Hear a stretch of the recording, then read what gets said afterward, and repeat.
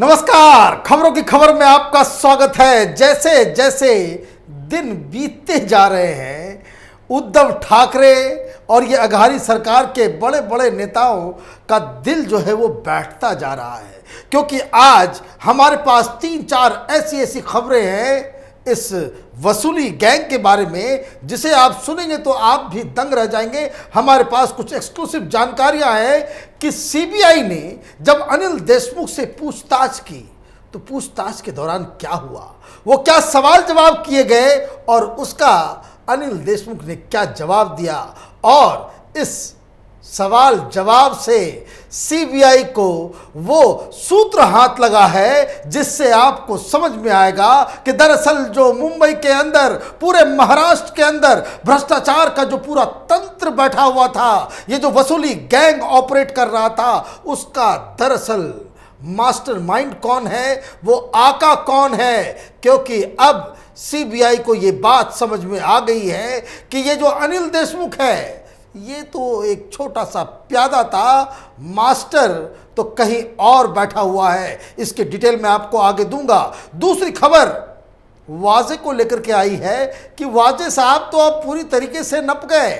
जिस तरीके से ये मुंबई के अंदर वसूली गैंग का मेन चीफ ऑपरेटर बनकर के काम कर रहा था, अब जिन जिन लोगों ने पैसे दिए वो खुद सामने आकर एनआईए और सीबीआई को बता रहे हैं कब, किस दिन, किस तरीके से इसने उनसे उगाही की।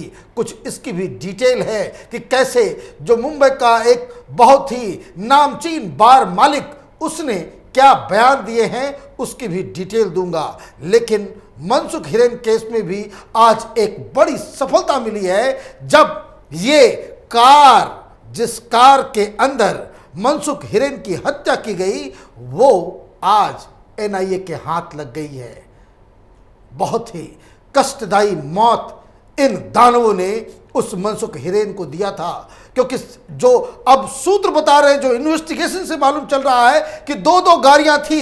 एक गाड़ी के ऊपर मनसुख हिरेन का करीबी दोस्त सचिन वाजे था, जो पीछे की गाड़ी में था वो सुनील माने था, और 2 ऐसे शख्स थे जिसके साथ मनसुख हिरेन को एक गाड़ी में ले जाया जा रहा था, और गाड़ी के अंदर ही उसके गला को घोट के उसकी जान ले ली गई। ये सारे चीज़ों के जो सबूत एक के बाद एक मिल रहे हैं, उससे तो ये जो पाप का जो घड़ा है, इस अघाड़ी सरकार के नाक के नीचे जिस तरह का कुकर्म हो रहा था, उस सब का पर्दाफाश होना अब बिल्कुल लाजमी हो गया है। और एक एक करके इन दानवों को, इस पूरे सिस्टम को, जो भ्रष्टाचार की जो पूरा तंत्र मुंबई में बैठा हुआ था, उसकी सफाई का वक्त आ गया है। और ये जो एजेंसियां जो काम कर रही हैं, ये साधुवाद के पात्र हैं कि किस तरीके से एक एक कड़ी को इन लोगों ने जोड़ा है, और कैसे मनसुख हिरेन अपनी दोस्ती के चक्कर में, एक पुलिस के चक्कर में, इस सचिन वाजे, ये वसूली गैंग का जो सबसे बड़ा ऑपरेटिव था, उसके चक्कर में उसकी जान चली गई। लेकिन ये सब क्यों हो रहा था? वसूली कौन कर रहा था? वसूली किसके कहने पे की जा रही थी? तो अनिल देशमुख साहब से जब सीबीआई ने 10 घंटे तक पूछताछ की तो बहुत सारे खुलासे हुए। कैपिटल टीवी ने आपको बताया था कि किस तरीके से उसके होठ कांप रहे थे, जवाब नहीं दे पा रहा था ये अनिल देशमुख। इन लोगों ने तो इंतहा कर दी। सीबीआई वालों ने पूछा कि भाई ये बताओ कि क्या आपने ये 100 करोड़ के जो उगाही के आदेश आपने दिए थे, क्या करना था इतने रुपए का? ये आप तो अपने लिए, आपको करना क्या था? और जबकि मैं आपको बता दूं, कुल 7 करोड़ के 7.5 करोड़ के आसपास अनिल देशमुख का एसेट बताया जा रहा है। कहीं 7.5 करोड़ का आदमी 100 करोड़ का मंथली उगाही कर रहा हो, वो तो अपने लिए नहीं करेगा। तो ये गुत्थी सुलझाने के लिए बहुत सारे सवाल अनिल देशमुख से किए गए। अनिल देशमुख से पूछा गया, भाई तुम्हारी तो इतनी हैसियत ही नहीं है, तुम किसके कहने पे कर रहे थे, ये किसके लिए कर रहे थे? क्या अपने लिए? क्योंकि हमारे पास तो पूरे सबूत है। वो सबूत क्या है? क्योंकि आपको मैंने बताया कि किस तरीके से जिन लोगों से पैसे कलेक्ट कर रहा था सचिन वाजे, ये लोग खुद, क्योंकि वो डायरी सचिन वाजे ने बताई कि उनके पास एक डायरी है, एक डायरी सिंधे के पास से भी निकली, उसमें सबका कोड वर्ड था, फोन नंबर्स थे, और एक एक करके सीबीआई के अधिकारी, एनआईए के अधिकारी इन लोगों से पूछताछ कर रहे हैं, क्योंकि दोनों की अलग अलग जांच तो चल रही है लेकिन मसला एक सा ही है। तो एक महेश सेट्टी नाम का एक बार ओनर है, बहुत नामी ग्रामी है, करीब दर्जनों उसके बार मुंबई में चलते हैं।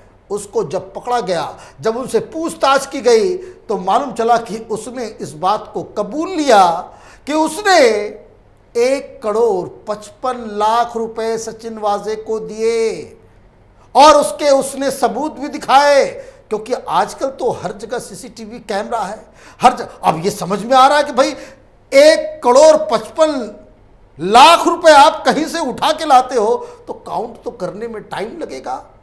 ये जो करेंसी काउंट करने वाली जो मशीन लेकर के ये घूमता था, ये इसी वजह से घूमता था क्योंकि ये हर बार, हर रेस्टोरेंट जहां बार गर्ल्स काम करती है, क्योंकि वो इलीगल है, वो वहां पे बहुत सारे और भी, जिसको कह सकते हैं कि आप देखिए, बार बार इस बात को कैपिटल टीवी में हम लोग कहते आए हैं कि मुंबई के अंदर में, इस फिल्म इंडस्ट्री में जिस तरह का वहां पे सारा पाप होता है, जिस तरह से ड्रग माफिया ऑपरेट करते हैं, जिस तरीके से वहां पे प्रोस्टिट्यूशन चलता है, जिस तरीके से बॉलीवुड में जो स्ट्रगलर, जो लड़कियां होती हैं, उनका इस्तेमाल किया जाता है, जिस तरीके से बार और रेस्टोरेंट्स में जो पूरा एक, जिसको कहते हैं कि जिस्म फरोशी का जो धंधा चलता है, ये सारे काम तो इलीगल होते हैं। और इसी के लिए ये लोग, ये पुलिस वाले, ये सरकार में बैठे लोग उसकी उगाही करते हैं। अब महेश सेट्टी का जो बयान आ गया है कि उसने 1,55,00,000 रुपए सचिन वाजे को दिए,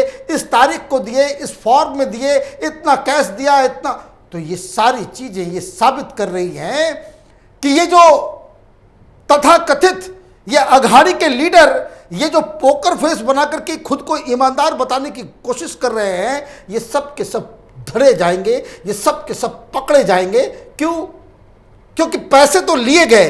अब सवाल ये है कि किससे लिए गए, और यही सवाल की पूछताछ जब अनिल देशमुख से हुई तो अनिल देशमुख खुद को फंसता पाया हुआ देखा, तो उसने कहा कि भाई हम तो सिर्फ हुक्म की तामील कर रहे थे।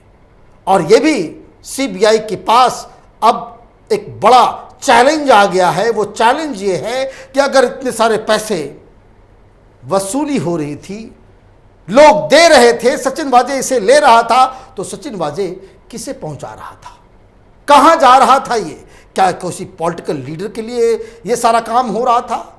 वो कौन था? क्या वो शरद पवार के लिए हो रहा था? क्या वो मुख्यमंत्री को दिया जा रहा था, या सिर्फ गृह मंत्री अपने पास रख रहा था? क्योंकि अब ये दिन के उजाले की तरह बिल्कुल साफ है कि वसूली तो हो रही थी, लेकिन इसका सबसे बड़ा बेनिफिशियरी कौन था? अब आप देखिए, सीबीआई ने अपनी रिपोर्ट में अजीबोगरीब बात लिखी है। उसने कहा है कि ये जो महाराष्ट्र के अंदर ये जो भ्रष्टाचार है वो अफीम की तरह है, बिना इसके किसी का काम ही नहीं चलता। एक पूरा भ्रष्ट तंत्र। अभी आप देखिए किस तरह से महाराष्ट्र में पूरे का पूरा सिस्टम चरमरा गया है, लोगों की मौत हो रही है। वो किस लिए हो रही है? वो इसलिए हो रही है कि ऊपर से लेकर नीचे तक हर डिपार्टमेंट, हर सुविधा, जहां जहां सरकारी विभाग है, वहां पे इन लोगों ने लूट खसोट का अड्डा बना दिया है। और इसीलिए अब जब अनिल देशमुख से जब पूछा गया तो उसने घुमा दिया, उसने कह दिया कि भाई इतना तो वाकई हम अपने लिए नहीं कर रहे थे। तो वो लोग कौन हैं? अब इसकी तहकीकात सीबीआई करने में जुट गई है, क्योंकि अब ये केस अपने लॉजिकल एंड पे बहुत जल्द पहुंचने वाला है। उगाही कौन कर रहा था वो पकड़े गए, पैसे कौन दे रहा था, वो बार मालिक, वो रेस्टोरेंट मालिक, वो बिल्डर्स, ये सब सामने आ चुके हैं। अब बस इस पूरे खेल में उसका पता करने लगाना जरूरी है कि आखिर इसका रियल बेनिफिशियरी कौन था। अब सवाल ये है कि अनिल देशमुख ने क्या बताया, उसने क्या कहा, इसको समझने के लिए यह भी जानना जरूरी है कि अनिल देशमुख तो वैसा कोई बहुत बड़ा लीडर नहीं है। वो कोई अजीत पवार नहीं है, वो कोई शरद पवार नहीं, वो उद्धव ठाकरे नहीं है, आदित्य ठाकरे नहीं है।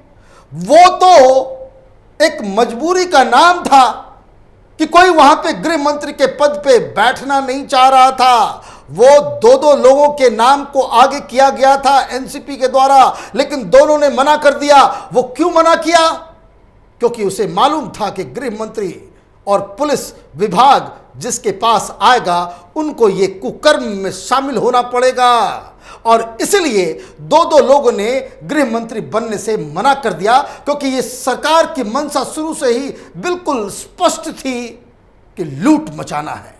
और ये लूट मचाने के चक्कर में इन लोगों को लगा कि पूरा, जिसको कह सकते हैं कि खुला खेल फर्रुखाबादी, पुलिस कमिश्नर हमारा, पुलिस वाले हमारे, गुंडे पालने की जरूरत कहां है? पुलिस वालों के जरिए ही आप वसूली करवाओ, पूरे सिस्टम को आप भ्रष्ट और करप्ट बना दो। और इसलिए जो जवाबदेही है वो सीधे सीधे मुख्यमंत्री उद्धव ठाकरे के दरवाजे पे जाकर के रुकती है। उद्धव ठाकरे ने जिस हिसाब से वाजे को बचाया, जिस हिसाब से दलीलें दी कि वो ईमानदार है, वो एक काबिल अधिकारी है, जिस तरीके से उन्होंने अनिल देशमुख का बचाव किया, जिस हिसाब से असेंबली के अंदर सारी कार्रवाई को स्थगित करके ये सारे चीज़ों को बाकायदा घाल मेल करके आपने इस सारे कुकर्मों के ऊपर पर्दा डालने की कोशिश की, तो इससे बिल्कुल साफ साफ पता चलता है कि इस हमाम में सब के सब नंगे हैं। और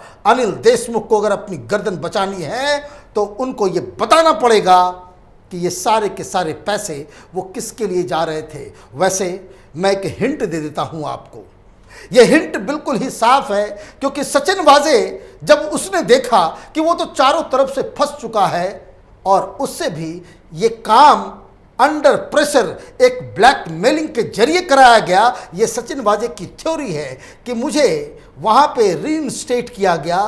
तो रीइंस्टेट करने के बाद अनिल देशमुख ने साफ साफ कहा कि तुमको जो वापस वर्दी दी गई है उससे शरद पवार नाराज हैं और उनकी नाराजगी दूर करने के लिए तुमको 2 करोड़ रुपए देने होंगे।